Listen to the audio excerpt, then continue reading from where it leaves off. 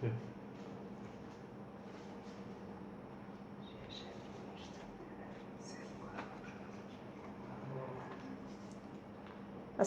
আলাইকুম প্রিয় ছাত্রছাত্রীরা, কেমন আছো তোমরা? আশা করি আল্লাহ পাকের অশেষ মেহেরবানিতে সবাই ভালো আছো। আমিও আলহামদুলিল্লাহ আল্লাহ পাকের মেহেরবানিতে ভালো আছি। প্রায় দীর্ঘ 1 মাস পর আবার তোমাদের সামনে উপস্থিত হয়েছি অনলাইন ক্লাসের। আমরা যে পরিস্থিতির মধ্যে যাচ্ছি, এই পরিস্থিতি স্বাভাবিক হতে আরও কত দিন বা কত মাস লাগবে আমাদের জানা নেই। তাই আমাদের থেমে থাকলে তো চলবে না, পড়াশোনাটা পাশাপাশি চালিয়ে নিয়ে যেতে হবে। যার কারণে আমরা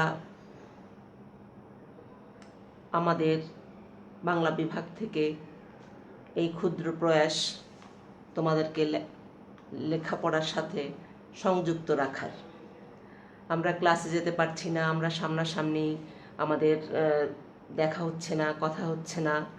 যেভাবে আমরা ক্লাসে উপস্থাপন করতে পারি ঠিক সেইভাবে তো অনলাইন কোর্সে সম্ভব নয়। তারপরে যতটুকু চেষ্টা আমাদের ক্ষুদ্র প্রয়াসের, ততটুকুই আমরা চেষ্টা করে যাচ্ছি। যদি তোমরা এতে উপকৃত হও আমাদের ভালো লাগবে। ক্লাস খোলার পর আমরা তখন বিস্তারিত ব্যাপক আলোচনার মধ্যে যেতে পারবো। এটুকু জানা থাকলেও তখন আমাদের কাছে সে বিষয়গুলো সহজ হয়ে যাবে। তো শুরুতেই বলি, তোমরা ঘরে থাকো, আল্লাহর হেফাজতে থাকো, কারণ এছাড়া আমাদের আর কিছুই করণীয় নেই। তো আজকে আমি USM মাহমুদা ফারুকা, সহযোগী অধ্যাপক, তোমাদের কোর্স নাম্বার 1006 ছন্দর পরবর্তী যে অংশগুলো পড়ানোর কথা ছিল সেই অংশ নিয়ে আমরা আজ আলোচনায় যাব। এই অনলাইন কোর্সে ছন্দ নিয়ে বিস্তারিত আলোচনা করার সুযোগ নেই, তারপরেও একটা দুটো করে উদাহরণ দিয়ে তোমাদেরকে বোঝানোর প্রয়াস পেয়েছি। গত ক্লাসে আমরা পড়েছিলাম, তোমাদেরকে জানিয়েছিলাম যেটা ছন্দ কি, ছন্দ কাকে বলে, ছন্দের প্রয়োজনীয়তা, ছন্দ বিশ্লেষণ করতে গেলে কি কি বিষয়ের উপাদানের উপর আমাদের অধিক দখল থাকতে হয়, সেই বিষয়গুলোর মধ্যে আমরা আলোচনা করেছিলাম। আজ আমরা যে বিষয়ে আলোচনা করব এটা ছন্দের অত্যন্ত গুরুত্বপূর্ণ একটা বিষয়, সেটি হচ্ছে মাত্রা। এই মাত্রা নির্বাচনের উপরেই কিন্তু আমাদের ছন্দ বিশ্লেষণ নির্ভর করে। যদি মাত্রাটা ঠিকমতো বুঝতে পারা যায় তাহলেই দেখবে ছন্দের অর্ধেক তোমাদের শেখা হয়ে গেছে। আর কবিতা ভালো বুঝতে গেলে, যদি কবি হতে চাও, তো অবশ্যই ছন্দের উপর অগাধ দখল না থাকলে তার পক্ষে কবি হওয়া সম্ভব নয়।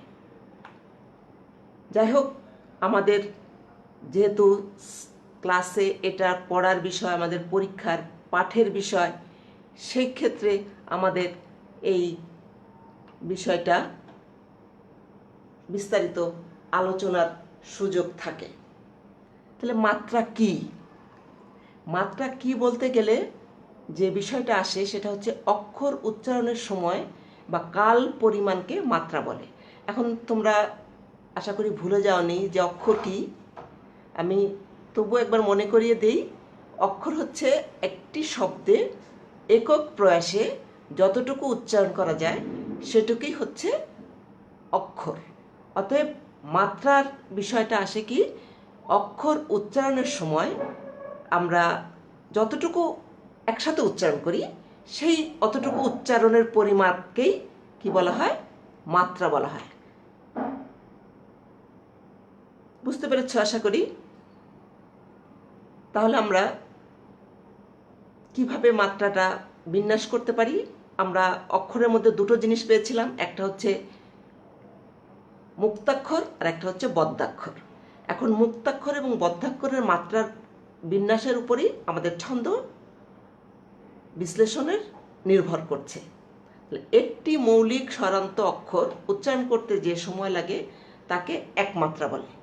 মৌলিক স্বরান্ত বলতে যেটা আমরা টানতে পারি, একটা শব্দ যখন আমরা মা বলি আমরা টেনে যাচ্ছি, এগুলো হচ্ছে মৌলিক স্বরান্ত শব্দ। এই অক্ষর উচ্চারণ করতে যে সময় লাগে সেটাকে এক মাত্রা বলে। অক্ষরের মাত্রা সাধারণত আমরা ছন্দের প্রকৃতি অনুসারে করে থাকি। কোন ছন্দে কত মাত্রা কিভাবে হবে এগুলো আমরা পরবর্তীতে আলোচনা করব। তবে আমাদের এই মাথায় রাখতে হবে যে মুক্তাক্ষর সকল ছন্দেই এক মাত্রা ধরা হয়।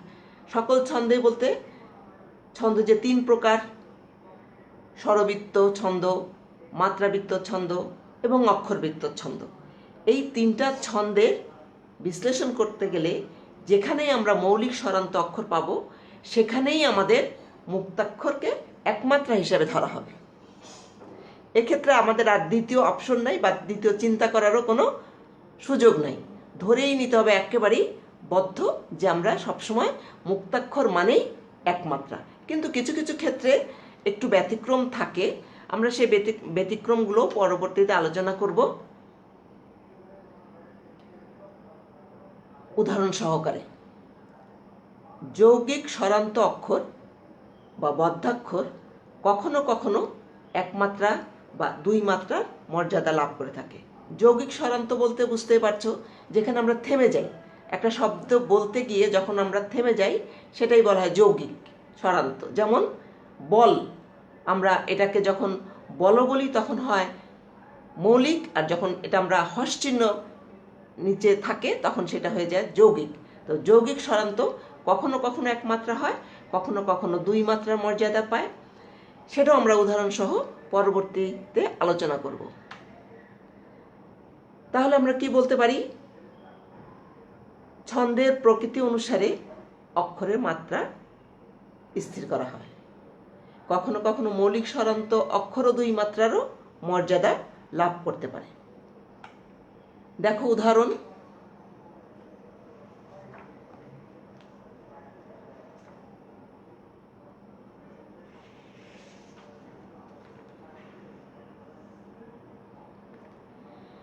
চলি চলি পা পা, টলি টলি যায়, গরবিনী হেসে হেসে আড়ে আড়ে চায়। এই যে পা পা, এখানে দুটো পা পাচ্ছি আমরা। পা যদি আমরা টানি এটা মুক্তাক্ষর, পা যদি টানি এটাও মুক্তাক্ষর। কিন্তু যদি আমরা এখানে মুক্তাক্ষর হিসাবে এক মাত্রা দিয়ে দেই তাহলে কিন্তু সেটা আমরা মাত্রা বিন্যাসের ক্ষেত্রে মিল করতে পারি না। সেই ক্ষেত্রে এই পা পা মুক্তাক্ষর হওয়ার স্বরান্ত শব্দ বা মৌলিক স্বরান্ত হওয়া সত্ত্বেও আমাদেরকে এখানে দুটো চিহ্ন দিতে হয়েছে।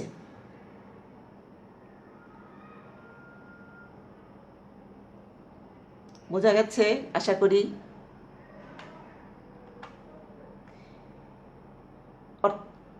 মানে আমরা যে আলোচনা করলাম চলি চলি পা পা, এখানে উচ্চারণ ভঙ্গির উপর ভিত্তি করে অর্থাৎ উচ্চারণের বিস্তারের সাহায্যে পাকে আমরা দুই মাত্রা বলে ধরেছি। তেমনি আবার আমরা দেখতে পারি যৌগিক স্বরান্ত অক্ষরের দুই মাত্রায় এক মাত্রা প্রণীত হতে পারে কিভাবে। দেখো উদাহরণ। ফেরে দূরে মত্ত সবে উৎসব কৌতুকে। কৌ এখানে যৌগিক স্বরান্ত অক্ষর, কিন্তু এখানে একে এক মাত্রা হিসাবে ধরা হয়েছে।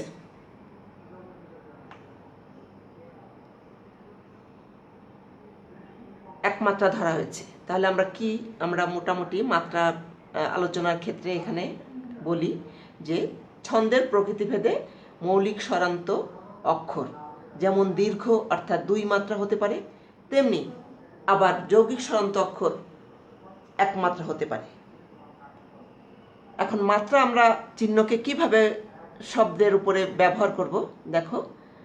অক্ষরের মাত্রা গণনার ক্ষেত্রে মুক্তাক্ষরের উপরে একটি ক্ষুদ্র অর্ধবৃত্ত চন্দ্রের মতো চিহ্ন দিতে হয়। এটার উপরে একটা ছোট্ট দাড়ির মতো দিলে ওগুলো গণনা করতে সুবিধা হয়। এবং বদ্ধাক্ষরের উপর একটি সমান্তরাল রেখা টানতে হয়, তাহলেই বদ্ধাক্ষর চেনা যায়। তাহলে আমরা মুক্তাক্ষরের কিভাবে দিব, একটা অর্ধচন্দ্রের মতো, আর বদ্ধাক্ষরকে কিভাবে দিব, একটা সমান্তরাল রেখার মতো টান দিয়ে। দেখো মুক্তাক্ষরগুলোর উপর এইভাবে চিহ্ন দেবে, একটা একটা করে অর্ধচন্দ্র, তারপরে একটা টান, আবার অর্ধ, যদি সেটা মুক্তাক্ষর তাহলে আবার অর্ধ টান। এবং বদ্ধাক্ষর দেখো কখনো যখন একমাত্রা হবে তখন একটা টান দিয়ে একটা টান, সমান্তরাল চিহ্ন দিবে, আরেকটা সমান্তরাল চিহ্ন দিয়ে আর দুটো বদ্ধাক্ষর যখন দিতে হবে, বদ্ধাক্ষরের উপর যখন আমাদের দুইটা টান পড়বে তখন এইভাবে বদ্ধাক্ষরের চিহ্নগুলোকে আমরা চিহ্নিত করব। ঠিক আছে? এই মাত্রার হিসাব কিন্তু খুবই গুরুত্বপূর্ণ, তবে এটা ব্যতিক্রম সর্বক্ষেত্রেই আছে। এক্ষেত্রেও আছে যে সব ক্ষেত্রেই মাত্রা যে একই রকম হবে, সবই 8-6 হবে, 8-10 হবে প্রতি চরণে, তা কিন্তু নয়। অনেক ক্ষেত্রে এই মাত্রার গণনার ক্ষেত্রে কিন্তু বাধা ধরা কোনো নিয়ম খাটে না। এখানে প্রয়োজনের অনুযায়ী, ছন্দের প্রকৃতি অনুযায়ী, ছন্দের আদর্শ অনুযায়ী মাত্রা তারতম্য ঘটে থাকে। যেমন মুক্তাক্ষর মাত্রার চিহ্ন ক, ঠা, এই দুটো অর্ধচিহ্ন, মা ইত্যাদি, এগুলো হচ্ছে মুক্তাক্ষরের চিহ্ন ব্যবহার করব আমরা। আর পরবর্তীতে আমরা বদ্ধাক্ষরের চিহ্ন কিভাবে ব্যবহার করব দেখো। বন, এখানে যখন একটা শব্দ একটা অক্ষর হয় তখন সেই বদ্ধাক্ষরের উপরে বিশেষ করে অক্ষরবৃত্ত ছন্দে দুটো মাত্রা পড়ে। ও, এখানে দুটো যুগ্ম স্বরধ্বনি আছে। এইভাবে আমরা বদ্ধাক্ষরের চিহ্ন ব্যবহার করতে পারব। এখন দেখো স্পন্দন, এটা একটা শব্দ। এটাকে যদি আমরা স্বরবৃত্ত অনুসারে করি, দেখো স্পন এই পর্যন্ত একটা আটকে যাচ্ছে, এটা আমাদের বদ্ধাক্ষর। তারপরে দন একটা শব্দ, এটাও বদ্ধাক্ষর। তাহলে স্বরবৃত্তের ক্ষেত্রে সবসময় মনে রাখবে বদ্ধাক্ষর 2 মাত্রা, 1 মাত্রা করে পড়বে। তাহলে স্পন্দনের মধ্যে আমরা দুটো মাত্রা পাচ্ছি, স্পন এবং দন। এটা যদি স্বরবৃত্তের ক্ষেত্রে হয় অবশ্যই প্রথম বদ্ধাক্ষর 1 মাত্রা, শেষ বদ্ধাক্ষর 1 মাত্রা। আবার যদি এটা মাঝখানেও কোনো বদ্ধাক্ষর থেকে থাকে সেখানেও কিন্তু এই একই নিয়ম, 1 মাত্রা। তাহলে স্বরবৃত্ত ছন্দের ক্ষেত্রে মুক্তাক্ষরও সবসময় 1 মাত্রা, বদ্ধাক্ষরও সবসময় 1 মাত্রা। এটা মাথার মধ্যে পরিষ্কার করে গেঁথে নাও। কি বিষয়টা কি আবার বলি। স্বরবৃত্ত ছন্দের ক্ষেত্রে মুক্তাক্ষর 1 মাত্রা, সেটা সব ছন্দের ক্ষেত্রে, এবং বদ্ধাক্ষর স্বরবৃত্ত ছন্দের ক্ষেত্রে সেটা শব্দের শুরুতে হলো 1 মাত্রা, শব্দের মাঝেও হলে 1 মাত্রা, শব্দের শেষেও হলে 1 মাত্রা। এরকম করে যদি কোনো শব্দ আটকে যায় মাঝে, তাহলে আমাদের সেখানেও এই একই মাত্রা ব্যবহার করতে হবে, 2 মাত্রা দেওয়ার সুযোগ হয় না। তাহলে এইখানে আমাদের স্পন্দনের একটা শব্দের মধ্যে আমরা দুটো মাত্রা পেয়েছি। আমি আবারও বলি, স্বরবৃত্ত ছন্দে মুক্তাক্ষর সর্বত্র 1 মাত্রা এবং বদ্ধাক্ষরেও সর্বত্রই 1 মাত্রা। অক্ষরবৃত্ত ছন্দে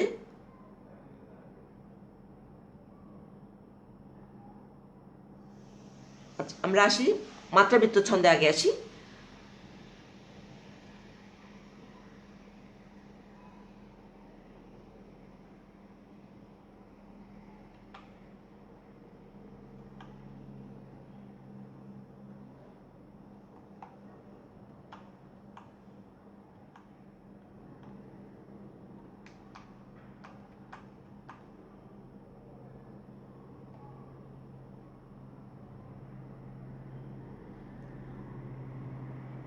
মাত্রাবৃত্ত ছন্দের ক্ষেত্রে হবে স্পন এবং দন, এখানে 4 মাত্রা হবে। স্পনের উপরেও 2 মাত্রা এবং দনের উপরেও 2 মাত্রা। বোঝা গেছে? স্পনের উপরেও 2 মাত্রা, দনের উপরেও 2 মাত্রা। তাহলে মুক্তাক্ষর ছন্দের ক্ষেত্রে আমরা এটাও মনে রাখবো যে সর্বত্রই ও 2 মাত্রা হবে। মুক্তাক্ষরের ক্ষেত্রে সর্বত্রই মাত্রাবৃত্ত ছন্দে মুক্তাক্ষর সর্বত্র 1 মাত্রা, কিন্তু মাত্রাবৃত্ত ছন্দে বদ্ধাক্ষর সর্বত্রই 2 মাত্রা।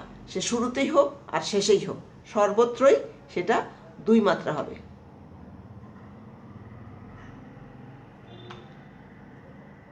আর অক্ষরবৃত্ত অনুসারে স্পন্দন 3 মাত্রা। কিরকম দেখো, এখানেও একই নিয়ম। মুক্তাক্ষর সর্বত্র 2 মাত্রা,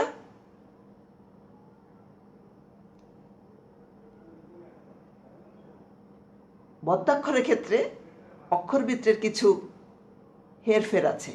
সেটা কিরকম? যদি অক্ষরবৃত্ত ছন্দে শুরুতে বদ্ধাক্ষর হয় তবে 1 মাত্রা, যদি কোনো শব্দের মাঝে বদ্ধাক্ষর হয় তাহলেও 1 মাত্রা, যদি শব্দের শেষে বদ্ধাক্ষর হয় তখন সেটা একেবারে নিশ্চিন্তে 2 মাত্রা দিতে হবে। বোঝা গেছে? শব্দের শুরুতে 1 মাত্রা হবে বদ্ধাক্ষর হলে, শব্দের মাঝে হলেও 1 মাত্রা হবে, আর শব্দের শেষে হলেও 2 মাত্রা হবে। তাহলে এখানে হলো 3 মাত্রা।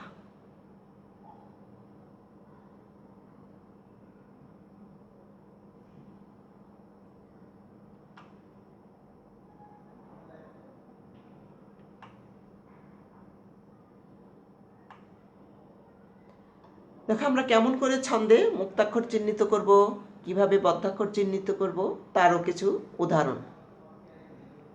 যেমন কুমিল্লা একটা শব্দ, কু যোগ মিল যোগ লা।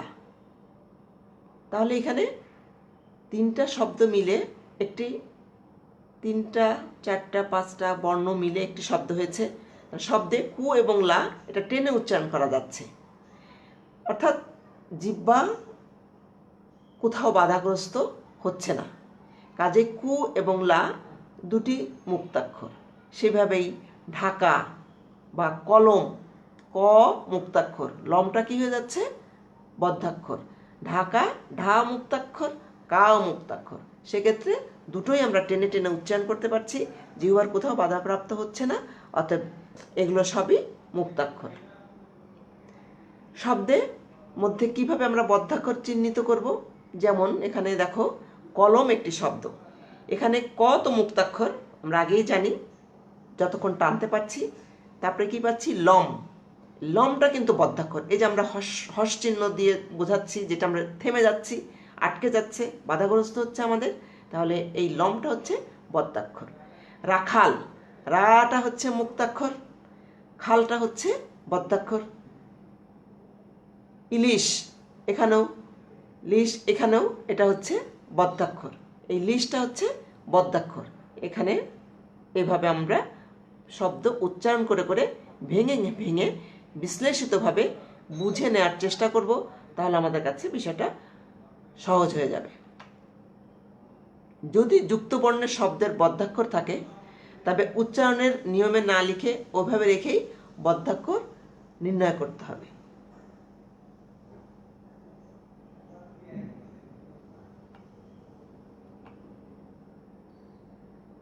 যেমন ছন্দ, এখানে ছন বদ্ধাক্ষর, দ মুক্তাক্ষর।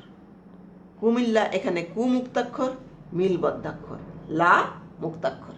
এইভাবে আমাদের ভেঙে ভেঙে বুঝতে হবে সব কিছু। তাহলে আমরা সার্বিক আলোচনায় কি বুঝতে পারলাম? এক একটি অক্ষর উচ্চারণের ন্যূনতম কাল পরিমাপকে মাত্রা বলে। একটি মুক্তাক্ষর আমরা যখন স্বাভাবিকভাবে উচ্চারণ করতে যে পরিমাণ সময় লাগাই সেটা 1 মাত্রা হবে। আর একটি বদ্ধাক্ষর কখনো কখনো 1 মাত্রা, কখনো কখনো 2 মাত্রা মর্যাদা পায়। ছন্দের প্রকৃতি অনুযায়ী আমাদেরকে অক্ষরে মাত্রা নির্ধারণ করতে হবে বা স্থির করতে হবে।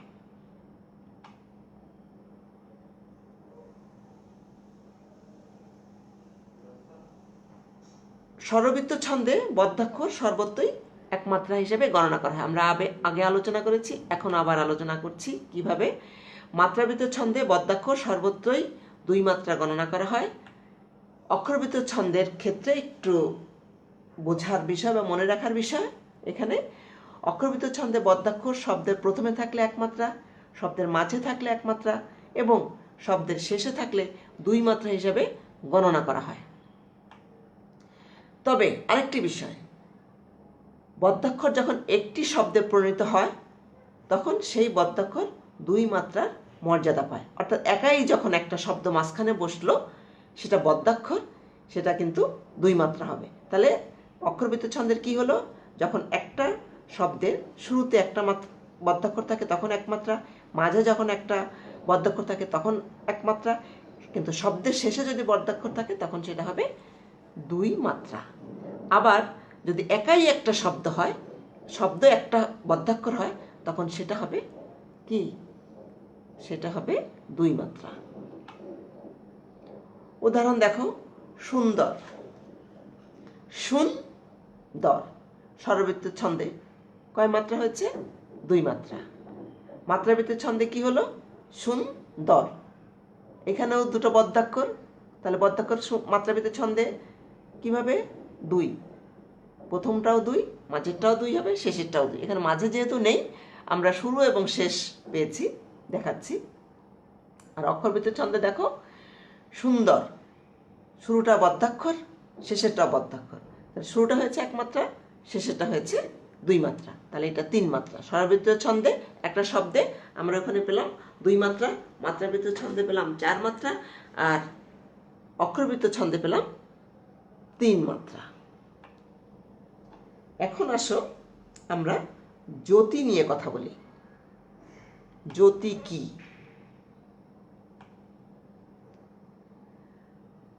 জ্যোতিকে আমরা ছেদ নামেও বলা হয়ে থাকে। জ্যোতি বা ছেদ কথাটির অর্থ হচ্ছে উচ্চারণ বিরতি। অর্থাৎ আমরা কবিতা পাঠ করতে গেলে, আবৃত্তি করতে গেলে তখন আমাদের মাঝে মাঝে একটু বিরতির প্রয়োজন হয়, কখনো দীর্ঘ বিরতি, কখনো স্বল্প বিরতি, কখনো দীর্ঘ বিরতি। এই বিরতিটাই হচ্ছে জ্যোতি বা ছেদ। অর্থাৎ আমরা যখন কবিতা আবৃত্তি করি তখন আমরা শ্বাস গ্রহণ করি ও শ্বাস ত্যাগ করি। এই শ্বাস গ্রহণ ও ত্যাগের প্রয়োজনে সুবদ্ধ ও সুচারুরূপে ভাব প্রকাশের জন্যে মাঝে মাঝে থামার আবশ্যকতা দেখা দেয়। এই থামাকেই বিরাম বা ছেদ বা জ্যোতি হিসেবে অভিহিত করা হয়। সাধারণত আমরা জ্যোতি বা ছেদ কথাটাকে বেশি ব্যবহার করে থাকি। অর্থাৎ কবিতাকে সুন্দরভাবে অনুধাবন করার জন্য, কবিতার ভাবকে হৃদয়ের গহীনে প্রবেশ করানোর জন্য আমাদের কখনো কখনো এইভাবে একটু বিরতি নিতে হয়, কখনো পূর্ণ বিরতি নিতে হয়। এই বিরতি বা অল্প বিরতি বা স্বল্প বিরতি বা পূর্ণ বিরতি, দীর্ঘ বিরতি, এইগুলোকেই সাধারণত জ্যোতি বা ছেদ হিসাবে অভিহিত করা হয়। তবে আমরা যদি বলি যে জ্যোতি বা ছেদের অর্থ কিন্তু এক নয়। কেন এক নয়? দেখো, কবিতার চরণের ছেদ পড়ে সাধারণত অর্থ অনুযায়ী, আর জ্যোতি পড়ে এক একবারের ঝোঁকে। অর্থাৎ আমরা একটা কবিতা যখন আবৃত্তি করি তখন কিন্তু দেখা যাচ্ছে মাঝখানে আমাদের কখনো একটু পজের মতো, অর্থাৎ একটু ঢেউ খেলার মতো একটু চলে আসে, তখন আমাদের সেই অবস্থাটাকে জ্যোতি। মহাভারতের কথা অমৃত সমান, কাশিরাম দাস কহে শুনে পুণ্যবান। এইভাবে যখন আমরা এই মাঝখানে যে এটা করি ওটাই হচ্ছে ছেদ। লম্বা যে আমরা দেখি সেটা হচ্ছে 1 দাড়ি, আর 2 দাড়ি হচ্ছে জ্যোতির অবস্থান নির্দেশ করেছে। জ্যোতি ব্যবহার বাক্যের অর্থ প্রকাশের উপর নির্ভর করে না। কবিতার কোনো চরণ আবৃত্তি করার সময় গতি বা ছন্দের প্রয়োজনে একটি চরণটি এক বা একাধিক ঝোঁকে আবৃত্তি করা হয়। তাল বা আঘাত শেষে জিহ্বার যে নিশ্চেষ্টতা দেখা দেয় তাই হচ্ছে যতি। নিশ্চেষ্টতা মানে আমাদের থেমে যাওয়া, অর্থাৎ কখনো একটু ধীর, কখনো একটু স্বল্প, কখনো ধীর, এই অবস্থাটাই হচ্ছে যতি। যতি কয় প্রকার? যতি আমরা দেখি, যতি দুই প্রকার। একটা হচ্ছে অর্ধযতি। অর্ধযতি স্থানে জিহ্বার সামান্য বিরতি ঘটে। আর পূর্ণযতি যেটা বলি আমরা, সেটা হচ্ছে জিহ্বার বিরতি ঘটে দীর্ঘক্ষণ।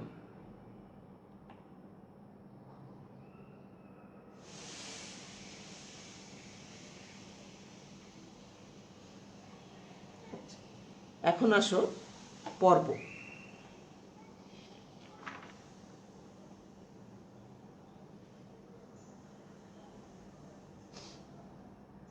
আমরা কিভাবে পর্ব নির্ধারণ করতে পারি একটা কবিতার ক্ষেত্রে? পর্ব সাধারণত নিরূপিত হয় যতির দ্বারা। যতির চিহ্নের দ্বারা আমরা একটা চরণের একটা কয়টা পর্ব থাকতে পারে সেটা আমরা নির্ধারণ করে থাকি। অর্থাৎ একটা কবিতার চরণের, একটি চরণের যতটা অংশ আমরা এক নিঃশ্বাসে উচ্চারণ করি ওই অংশটুকুই একটা পর্ব। এক যতি থেকে পরবর্তী যতি পর্যন্ত অংশকে বলা হয় পর্ব। দেখো আমরা কবিতাটা আবৃত্তি করি। বাঁশবাগানের মাথার উপর চাঁদ উঠেছে ওই, মাগো আমার শোলক বলা কাজলা দিদি কই। এই যে বাঁশবাগানের মাথার উপর চাঁদ উঠেছে ওই, মাগো আমার শোলক বলা কাজলা দিদি কই।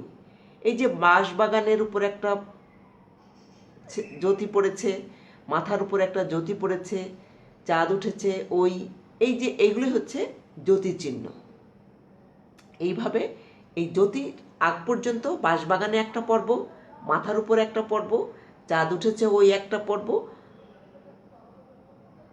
কাজলা দিদি কই, মাগো আমার এটা একটা পর্ব, শোলকবেলা একটা পর্ব, কাজলা দিদি একটা পর্ব, কই একটা পর্ব।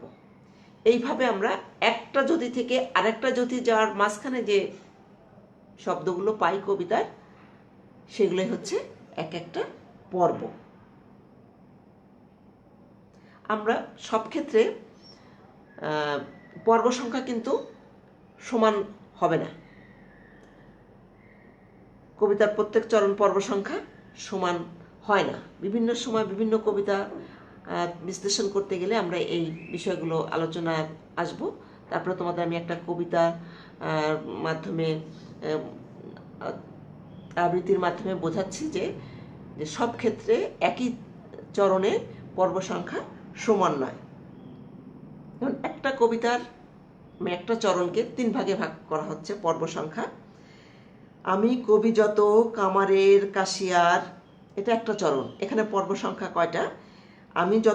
আমি কবি যত, এটা একটা পর্ব। কামারের আর, এটা একটা পর্ব। কাশারির আর, এটা একটা পর্ব। পরবর্তী চরণে আসছে ছুতরের মুটে মজুরের, এখানে একটা চরণ কিন্তু দুটো পর্ব। কিরকম? ছুতরের মুটে এবং মজুরের, এটা একটা পর্ব।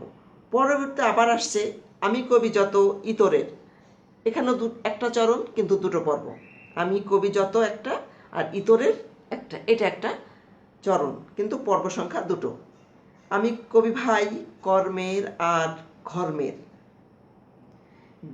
বিলাস বিবশ মর্মের মতো স্বপ্নের তরে ভাই, এটা একটা চরণ কিন্তু এখানে 4টি পর্ব।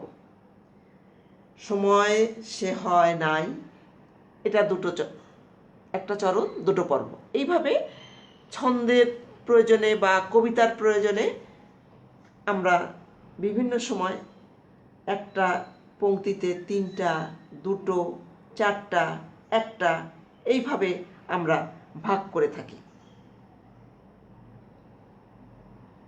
পর্ব সংখ্যা। এখন চলে আসো চরণ।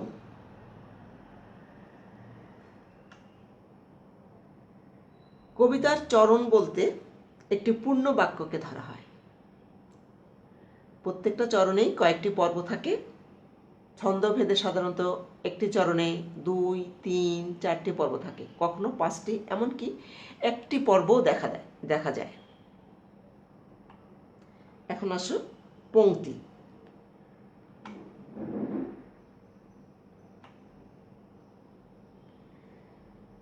লাইন শব্দটা অর্থ হচ্ছে, ইংরেজিতে লাইন বলা হয়, বাংলায় পংক্তি বলে পরিচিত। কবিতার পংক্তি ও চরণ সবসময় কিন্তু আবার এক হয় না। চরণ একটি পূর্ণ বাক্য, কিন্তু পংক্তি সবসময় পূর্ণ বাক্য হয় না।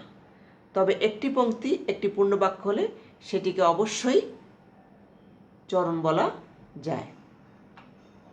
কখনো কখনো একটি চরণকে ভেঙে 2 বা ততোধিক পংক্তিতে সাজানো যায়। বিশেষ করে অক্ষরবৃত্ত ছন্দের যে বিভাজন আছে সেখানে অনেক ভাগ আছে। সেই ভাগের মধ্যে ত্রিপদী এবং চৌপদী নামে ছন্দ আছে। এই ছন্দে আমরা চরণকে বিভিন্ন পংক্তিতে সাজাতে পারি। এটা তোমরা সবাই যখন ব্যাকরণের ভাব সম্প্রসারণ করেছি তখন এই লাইনটার সাথে আমরা অনেকেই পরিচিত।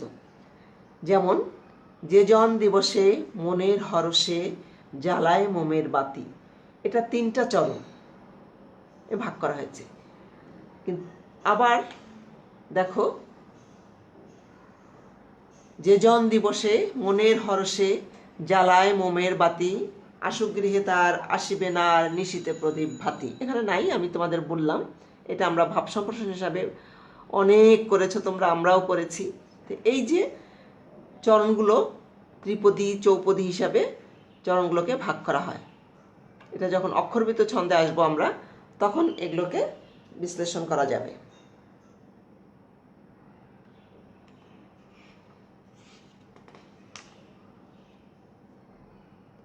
এখন আসো স্তবক। স্তবক হচ্ছে একটি ভাবপূর্ণ চরণগুচ্ছকে স্তবক বলে। সম্পূর্ণরূপে ভাব প্রকাশ করবে এরকম, সেটা একটা চরণ হতে পারে, সেটা একাধিক চরণ হতে পারে। সেই চরণগুলোকে সুশৃঙ্খলভাবে সাজানো থাকে। এক একটা স্তবক কি করা থাকে, একাধিক চরণে সুশৃঙ্খলভাবে সাজানো থাকে। একটা চরণের মধ্য দিয়েই যে একটা ভাব পরিপূর্ণভাবে প্রকাশ পাবে তা কিন্তু নয়। একাধিক চরণ, 1, 2, 3, 4, 5, 6 এরকম ভাবে একটা চরণ, একাধিক 4টা 5টা চরণ দিয়েও কিন্তু একটা স্তবককে এর মধ্যে পূর্ণ ভাব প্রকাশ করা থাকে। তোমরা যদি মেঘনাদ বধ কাব্য পড়ে থাকো অথবা তোমরা বঙ্গভাষা কবিতা পড়ে থাকো, সেখানে দেখবে একটা চরণের মধ্যে ভাব সম্পূর্ণ প্রকাশ পায়নি। কিভাবে ভাবকে প্রসারণের সুযোগ দিয়েছেন কবি মাইকেল মধুসূদন দত্ত। আমরা এই কবিতাটা দেখি যে একটা চরণের মধ্যে নয়, একাধিক চরণ, অর্থাৎ এটা একটা স্তবক মধ্যে আমরা আমাদের ভাবকে প্রকাশ করেছি। হৃদয় আজি মোর কেমনে গেল খুলি, জগৎ আসি সেথা করিছে কোলাকুলি। প্রভাত হলো সেই কি জানি হলো কি, আকাশ পানি চাই কি জানি জগতে দেখি। বুঝতে পেরেছ স্তবক? এখন আসো স্বরাঘাত বা শ্বাসাঘাত। কবিতা আবৃত্তির সময় পর্বের শুরুতেই যে একটা করে জোর পড়ে তাকে স্বরাঘাত বা শ্বাসাঘাত বলে। এই শ্বাসাঘাত সাধারণত শুরুতে রেফের মতো একটা চিহ্ন দিয়ে বোঝানো হয়, অর্থাৎ আমরা শুরুতেই জোর দেই যার মধ্যে। দেখো, একটা কবিতা আমরা 2টো চরণ আলোচনা পড়ি, তাহলেই আমরা দেখতে পাবো।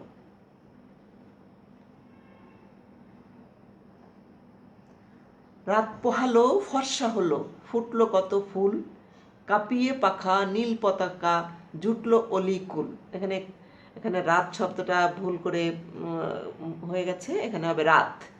তাহলে রাত পোহালো, এই যে রায়ের উপর আমরা চাপ দিচ্ছি, ফর্সা, ফর উপর আমরা চাপ দিচ্ছি, ফুটলো। ফুটলো স্বাভাবিকভাবে ফুটলো না বলে আমরা ফুটলো বলছি, ফুল বলছি। এই যে একটা চাপ, এইটাকেই বলা হয় কবিতার জন্য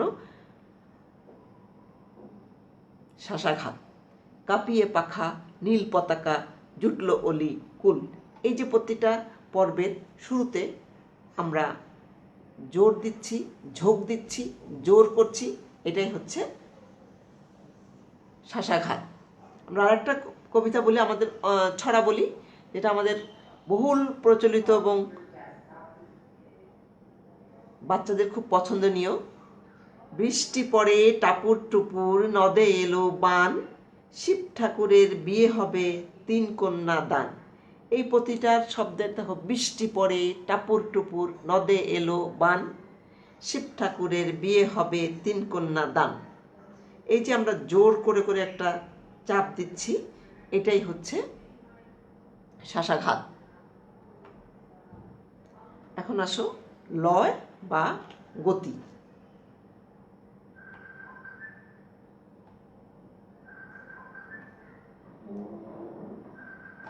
আমরা কবিতা যখন আবৃত্তি করি, কখনো কবিতার ভাব বোঝার জন্য সেটাকে দ্রুত পড়তে হয়, কখনো টেনে টেনে পড়তে হয়, আবার কখনো ধীরে ধীরে পড়তে হয়। এই দ্রুত, টেনে টেনে, আবার ধীরে ধীরে পড়ার এই গতিবেগ বা এই ছন্দ দোলাকেই বলা হয় লয়। বিভিন্ন ছন্দের বৈশিষ্ট্য অনুযায়ী 3 প্রকার লয় পাওয়া যায়। দ্রুত লয়, এটা সাধারণত স্বরবৃত্ত ছন্দে ব্যবহৃত হয়। বিলম্বিত লয়, এটা মাত্রাবৃত্ত ছন্দে ব্যবহৃত হয়। আর ধীর লয়, এটা অক্ষরবৃত্তের ক্ষেত্রে ব্যবহৃত হয়, অক্ষরবৃত্ত ছন্দের ক্ষেত্রে ব্যবহৃত হয়। বোঝা গেছে লয় কয় প্রকার? 3 প্রকার। দ্রুত লয়, বিলম্বিত লয় এবং ধীর লয়। দ্রুত লয় সাধারণত স্বরবৃত্ত ছন্দের ক্ষেত্রে ব্যবহৃত হয়, যেমন ছড়ার ক্ষেত্রে আগডুম বাগডুম গোড়াডুম সাজে। আমরা এইভাবে যে ঢাক ঢোল ঝাঁঝর বাজে, এইভাবে আমরা যখন দ্রুত পড়ি সেটা হতে দ্রুত লয়ের ছন্দ। আর মাত্রাবৃত্ত ছন্দ একটু বিলম্বিতভাবে পড়তে হয়। এইখানে তোর দাদির কবর ডালিম গাছের তলে, 30 বছর ভিজে রেখেছি 2 নয়নের জলে। এইভাবে একটু বিলম্বিত লয়। আর ধীর লয় কোনটা? অক্ষরবৃত্ত ছন্দের ক্ষেত্রে সম্মুখ সমরে পড়ি বীর চূড়ামণি বীর বাহু, চলি যবে গেলা যমপুরে অকালে কহ, হে দেবী অমৃত ভাসিনী কোন বীর বরে বরি, সেনাপতি পদে পাঠাইলে অনেকক্ষণ রক্ষকুলনিধি রাঘবারী। এই যে ধীর ভাবে আমরা পড়ি। আবার মহাভারতের কথা অমৃত সমান, কাশিরাম দাস শুনে শুনে পুণ্যবান। এই যে ধীর, এইভাবে বিভিন্ন কবিতা আবৃত্তি করতে বিশেষ করে আমাদের কানের শ্রুতির তীক্ষ্ণতা খুব বেশি প্রয়োজন। কান বলে দেবে আমরা কিভাবে কবিতা আবৃত্তি করলে সেটা শ্রুতি মাধুর্যতা রক্ষা পাবে, আমাদের হৃদয় দিয়ে আমরা অনুভব করতে পারবো। আমি আরও কিছু উদাহরণ তোমাদের বলি। স্বরবৃত্ত ছন্দের দ্রুত লয়ের উদাহরণ, এই কবিতাটা আমাদের সবারই খুব প্রিয় একটা কবিতা। বিশ্বজোড়া পাঠশালা মোর, সবার আমি ছাত্র, নানানভাবে নতুন জিনিস শিখছি দিবারাত্র। এই পৃথিবীর বিরাট খাতায় পাঠ্য যেসব পাতায় পাতায়, শিখছি সেসব কৌতূহলে নেই দ্বিধা লেশ মাত্র। এটা হচ্ছে স্বরবৃত্ত ছড়ার উদাহরণ। এখন আসো মাত্রাবৃত্ত ছন্দে অর্থাৎ বিলম্বিত লয়ের উদাহরণ। দুর্গম গিরিকান্তার মরুদুস্তর পারাবার, লঙ্ঘিতে হবে রাত্রি নিশীথে যাত্রীরা হুঁশিয়ার। এখানে একটা করে উদাহরণ দেওয়ার চেষ্টা করেছি, অধিক উদাহরণ দেওয়ার সময় সুযোগ এখানে হয়ে ওঠেনি। এখন আসো অক্ষরবৃত্ত ছন্দের ধীর লয়ের উদাহরণ। চুল তার কবেকার অন্ধকার বিদিশার নিশা, মুখ তার শ্রাবস্তির কারুকার্য, অতিদূর সমুদ্রের পর হাল ভেঙে যে নাবিক হারায়েছে দিশা, সবুজ ঘাসের দেশ যখন সে চোখে দেখে দারুচিনি দ্বীপের ভিতর, তেমনই দেখেছি তারে অন্ধকারে, বলেছে সে এতদিন কোথায় ছিলে। এই যে আমাদের ধীরভাবে উচ্চারণ করলাম, এগুলো অক্ষরবৃত্ত ছন্দ।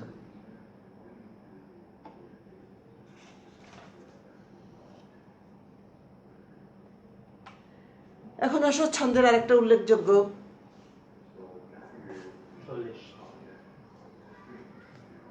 বিষয় হচ্ছে মধ্যখণ্ডন। আমাদের ছন্দ মিল ঘটাতে গেলে কখনো কখনো শব্দের মাঝখানে ভেঙে দিয়ে আমাদের পর্বকে মিল করতে হয়। কবিতার ছন্দ বিশ্লেষণের সময় পর্ববিন্যাসের কারণে কখনো কখনো শব্দকে দ্বিখণ্ডিত করতে হয়।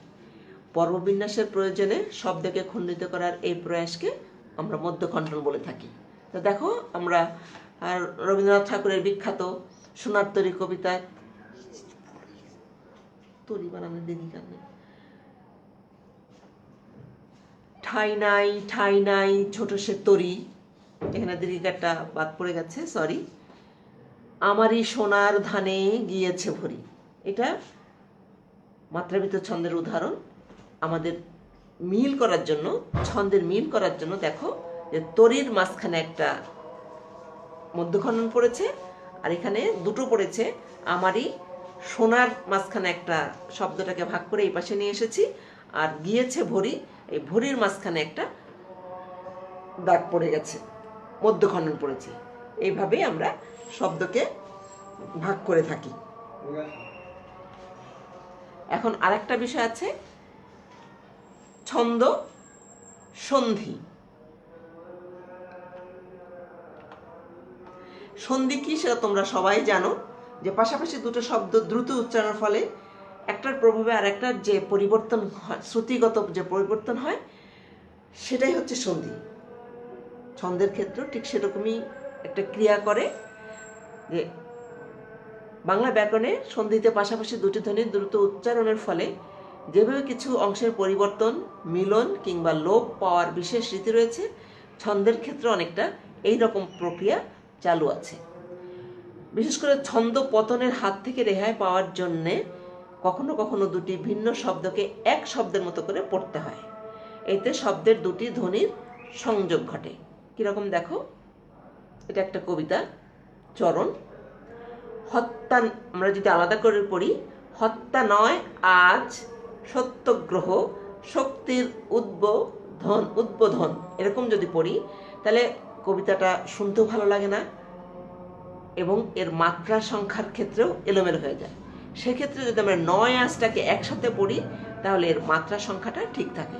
এখানে আমরা কি পড়ব, হত্যা নয় আজ সত্যগ্রহ শক্তির উদ্বোধন, উদ্বোধনকে শক্তির উদ্ধোধন পড়তে হবে, তাহলে কি হবে, ছন্দ পতনের হাত থেকে আমরা রক্ষা পাবো।